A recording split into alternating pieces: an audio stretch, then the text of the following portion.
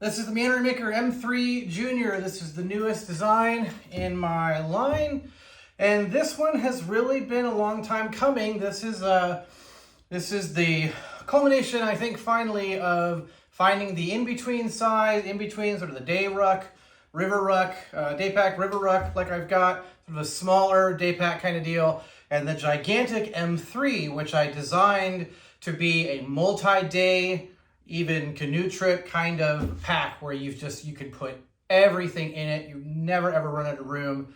In fact, you might run out of things to put in it. And so I wanted to show you what all you can put into this, answer a lot of questions that I've been getting about sort of what are the sizes of the pockets and all that kind of stuff. So let's get into it. All right, so first off, you'll notice that there is a sternum strap. You can buy these from me, or you can get your own, or you can use shoelace if you want to, but these are great to help even the load. As you know, every M3 and M3 Junior comes standard with D-rings for a sternum strap. So you've always got those if you want them, if you got a heavy load. One of the first things you might notice when you put on any Meandering Maker pack, but especially the bigger ones, is that they sit higher than you might see a lot of canvas packs do. That's very deliberate. I think packs are more comfortable when they can be higher up. It's one of the reasons we use the sternum strap. And so you'll see that it sits farther up.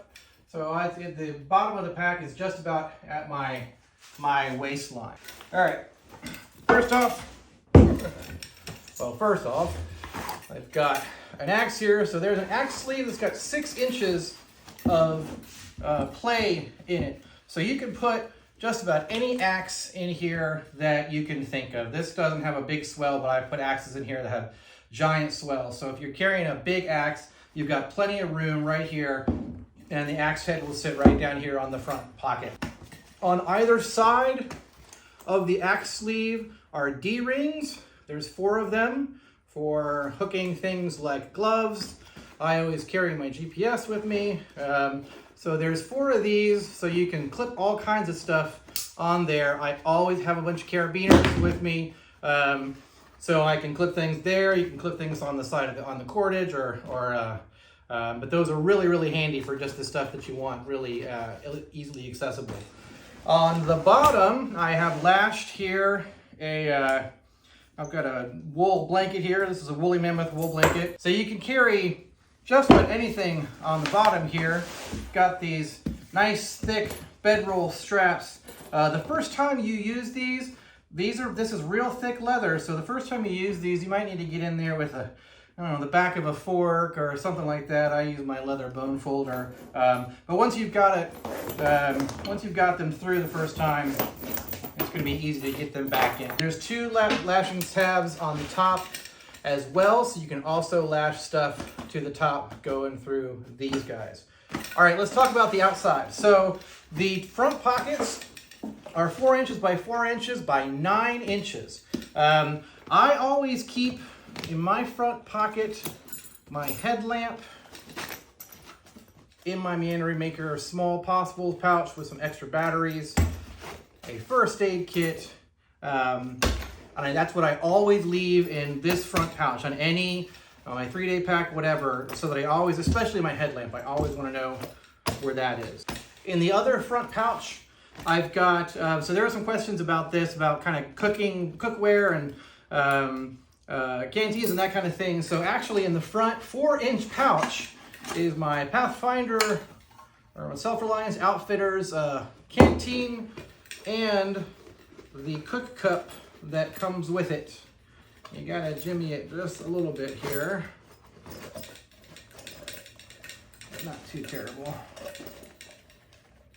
It's got this little hook deal that always catches on anything I put this in. So, and you're gonna see I've got plenty of other things to cook with, so you don't even necessarily need the cup, but they will both fit down in there.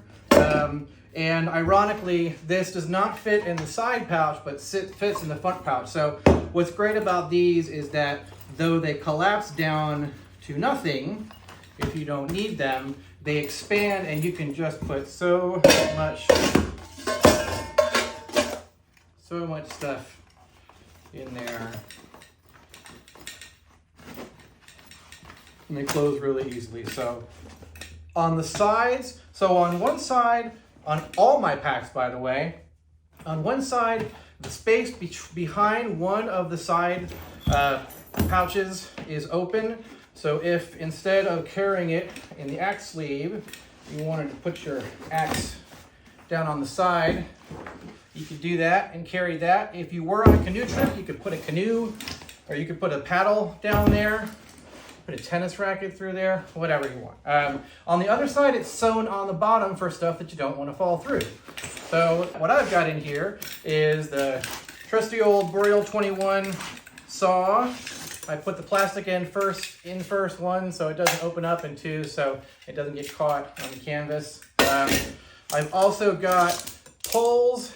These are actually the poles that spread out the War Bonnet Outdoors tarp that I've got for my hammock setup, which I'm going to show you in a second. And then I've got the 3 pieces that go together for my TJM Metalworks Cook Case. So this is a really cool system that goes together. You've probably seen it. You hook things on here, and so these collapse really easily and slide in the side pocket there. So tons of stuff that you can do with that. And then on the side here, so a lot of questions about water bottles. So this is actually my wife's water bottle. I didn't have an Nalgene handy, but this is about 3 3/4 inches around and about 10 inches tall. These side pouches are 5 inches wide by 3 inches deep, and that's a big difference on this pack from the M3, the big one. The M3's got 5 by 5 pouches, and they're giant. They're 12 inches tall. They're meant to mean you could carry a tent and a sleeping bag in one of those side pouches, but this is meant to be more compact, more streamlined. But because these give a lot, you still got lots of room to put something bigger than the dimensions would tell you. So plenty of room there. If you've got one of these that's got a cup on the bottom, that'll fit in there great. And I still had plenty of room for a knife. I've got an Adventurous Worn Explorer here in a sheath with a fire steel. So all of that stuff fit right here in this side pouch. No probs. And then first, drop that one in. On the other side, I've got a possible pouch, Meandering Maker Possibles pouch. This has got a bunch of cordage and stuff in it, so it's always good to keep the stuff that you might need first on the outside. So cordage and tent stakes and that kind of thing are usually one of the first things you need if you're setting up a shelter. I've got a notebook in here, Right in the Rain notebook. I get some questions about what these little side pockets are for, and you know, they're for small things. So in this one, I've got this groovy lighter. I call it my Tesla lighter. You've probably seen it. It kind of runs on electricity, so you can light stuff that way. So just a little bit there. You can put a compass in there. You can put a single car key in there. There's one on each side. So, and if you never use them, that's okay too. But you can also put stuff in there that sticks out. But they're dead useful for just small little things. On the inside, again, this is gonna overpacked, I think, for multiple options. But so I've got some snacks. I've got a Mountain House meal in here. I've got an orange. I've got my my coffee press. You got to do coffee, right? I've got coffee. I've got my favorite spoon made by my friend Jody. I've got my favorite egg carrier. I love eggs when I'm camping out in the woods, so I always bring eggs with me. I've also got this, my trusty old fold-up fire frying pan. Got a little handle that flips out. And what's nice about this is that what I also have in here against the back is another piece of my TGM kit. So this slides down onto this guy, and then you can grill over a campfire. Super dope. And I have this against the back of the pack for some stability and because it fit there. And so what I did is I just put the frying pan up against this little sharp bit, so protect all the stuff inside. So I've got my big fluffy blow up pillow. I've got a DD magic carpet, so it's always great to have a tarp. Even if you've got another tarp that's going over, I always like to have something to put on the ground. I've got an old school Fox Light Gear Possibles pouch. This is super ultra light nylon. This is what I've got all my personals in, you know, toothbrush, meds, dental floss, that kind of stuff. And then, so I'm set up for winter hammock camping. That's how I set this up. So I've managed to stuff my 0 degree war bonnet outdoors underquilt into this DD tarps. This is the 3x3. I have all my stuff stacks are in storage, so I just kind of squeeze it down into this miraculously. I won't leave it here very long, but this is a pretty big piece of kit that you can stuff down pretty easily. So this goes on the underside of your quilt or on the underside of your hammock. And then I've got, another Possibles pouch with a bunch of spoons and forks. And then I've got my actual hammock, my war bonnet hammock. These are amazing. I would much prefer these than sleeping on the ground, personally. And then I've got one of the couple of the tarps that they make that are specific for going over the hammock. So I got all that stuff, and then on the back, what I always do is I always put my Thermarest sit pad on the back. You slip that in the back. Even if you don't have a back support sleeve, you just slip that in the back, put all your stuff up against it, and then it evens out, you know, everything else you've got pressing against you. And of course, for me, I had this also pressing up against it. So, I mean, you guys know how it is. If you're buying a canvas pack like this, you got to be creative about how you're packing stuff. But that's what I like about having a pack like this. So, so that's everything that was in here. And, you know, you can spend, depending on how much food you're bringing with you, you know, you could spend a few nights in the woods, or I could spend a few nights in the woods, and I'm not nearly as skilled as a lot of you guys. So, and I've got a couple different ways to cook, right? So I've got this water bottle, and then I've got my canteen, and I've got my cup so I can boil water. I've got my grill, I've got a frying pan, so I'm covered with all the different ways to cook. I got my knife with a fire steel. I made this sheath, by the way, way back in the day when I was making those.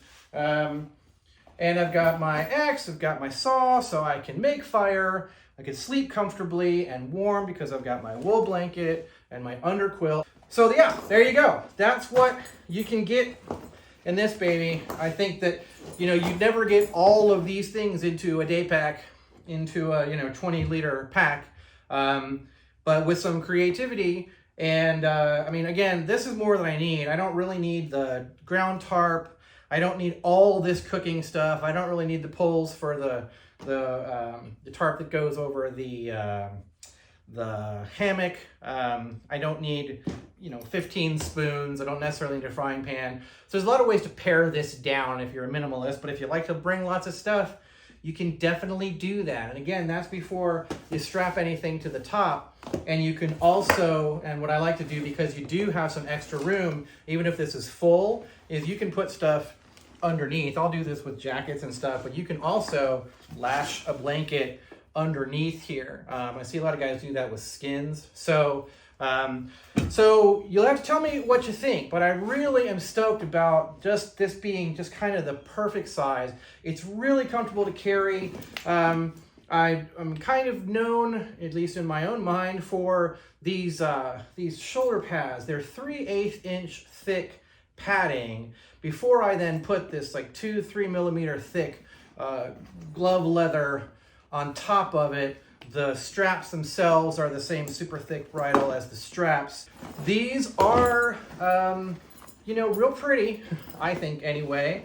And I designed them to be beautiful. I put a lot of time and effort into making them beautiful and lots of details. But you can beat the shit out of this. This is built to last. It's built out of 15-ounce really heavy wax canvas, rivets everywhere, super strong poly thread, so it's never gonna rot, it's never gonna deteriorate on you. This is gonna last forever. If you don't take care of it, it's still gonna last forever. But if you take care of it, it's gonna look better and it's gonna It's going to repel water better. Eventually you're going to want to re-wax it, but for the first year or couple years even, just take it out and get it dirty, get it muddy, get it wet, and just use the hell out of it. You're going to love these packs. I'm really excited to get these out. Oh, and one thing also, every one of these comes standard with a back support, or not back support, a waist belt sleeve. So you can slide a waist belt through this. I don't make those anymore because it was just a lot of extra overhead. But you can put any waist belt through here. I've got a Frost River one here that works great. So any waist belt you want to put through here. I don't know that I would use I'm going to end up using a waist belt with it because it's high enough and the sternum strap does a great job. But you'll have to tell me. So today is February 29th, 2024.